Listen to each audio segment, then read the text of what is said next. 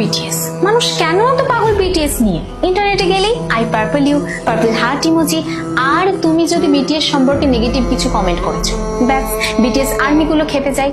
তারপর ভাবলাম এটা নিয়ে একটু জানা দরকার, কেন একটা জেনারেশন শুধুই পাগল একটা মিউজিক ব্যান্ডের জন্য।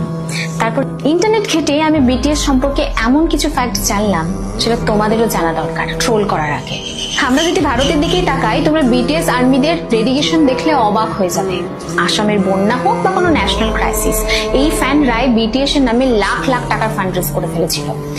কেউ আবার বিটিএস মেম্বারদের নামে নক্ষত্র কিনছে, কেউ আবার বিটিএস মেম্বারের জন্মদিনে মুম্বাইয়ে কোটি কোটি টাকা খরচা করে বিলবোর্ড দিচ্ছে। আমাদের দেশে কোরিয়ান ল্যাঙ্গুয়েজ শেখার একটা ইকোনমি তৈরি হয়েছে, আর এই জেনজি গুলো মশলা জাতীয় আনহেলদি ফুড ছেড়ে র‍্যামেন খাচ্ছে শুধুমাত্র একটা ব্যান্ডের জন্য। তাদের ইনফ্লুয়েন্স ঠিক কতটা পাওয়ারফুল একটা উদাহরণ দিলেই বুঝতে পারবে। বিটিএস এর একজন মেম্বার জাস্ট ক্যাজুয়ালি লাইভে এসে একটা লিপ বাম ইউজ করে, আর রেজাল্ট কয়েক ঘন্টার মধ্যে পৃথিবী থেকে সেই লিপ বাম পুরো স্টক আউট হয়ে যায়।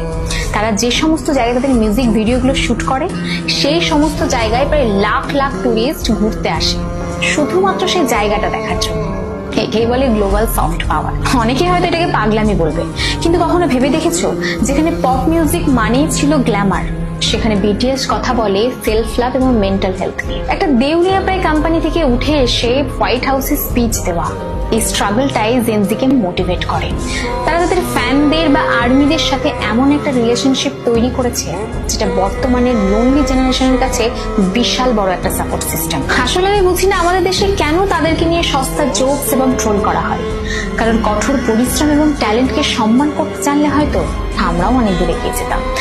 And lastly, I'm not a BTS fan and I don't enjoy Korean music much, but এটা অস্বীকার করার কোনো জায়গায় নেই। They are truly incredible and talented and I respect them.